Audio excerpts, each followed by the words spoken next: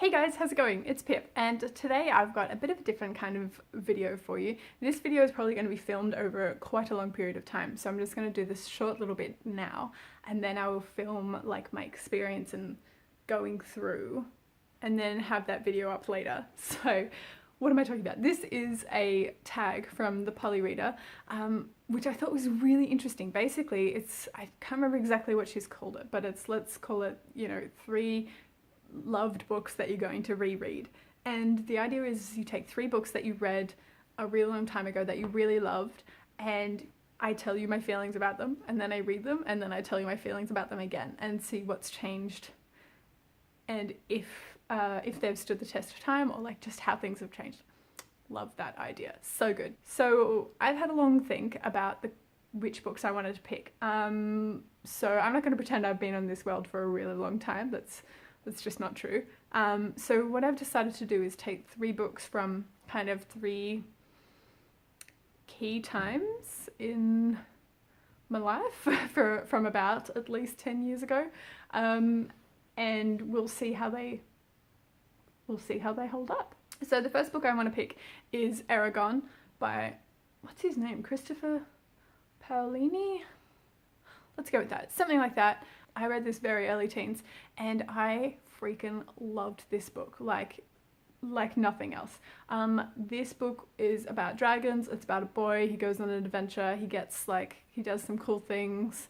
But I just remember being so blown away by this book, so captured by this book, and just there for the magic of it. And like all the twists and turns, I was just like, oh my god, what is this? It was such an enjoyable reading experience. I loved it so much. It was also like a really thick book, and I felt like so proud that I had gotten through that much of a book. About the only books I read growing up was Series of Unfortunate Events and Harry Potter, and then this book as well. Was not a capital R reader growing up. It was something that really captured my attention, and it holds a dear place in my heart. So looking forward to rereading that and seeing what I think about it. The next book I'm going to reread is actually a play, and it's called The Summer of the 17th Doll. I recently went home and got this. This is my copy of The Summer of the 17th Doll. Now I read this / studied this in year 11, year 12, somewhere around there, like late high school.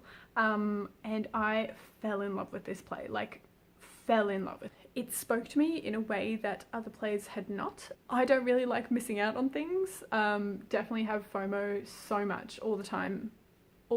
This play showed me the value of getting out and knowing when to get out and knowing when it's been good and when it's time to leave. Yeah, and leaving on a high rather than leaving on a low. And this kind of epiphany, let's call it that, this kind of epiphany has really revolutionized my world since. Like, even from little things like leaving a TV series when the season was great, and not continuing on 10 more seasons until it gets rubbish, to recognizing friendships that weren't actually friendships, to knowing when to switch careers. This book, this play has kind of been at the core of that. Like, if someone was to say what books made you, this book would be one of them. So I'm really curious to reread it, really curious to see how it stands the test of time. This book is set in Victoria, so I'm almost very keen to go to this suburb where this was set and just go check it out in real life, because I think that would be kind of cool. This was written in the 50s, so I don't know if it's going to stand the test of time.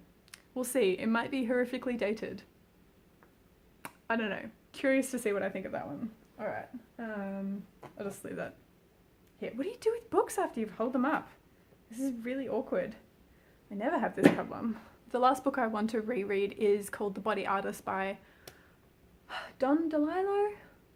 Let's go with that. I found this in my early university days when I was like, artist, living that artist life.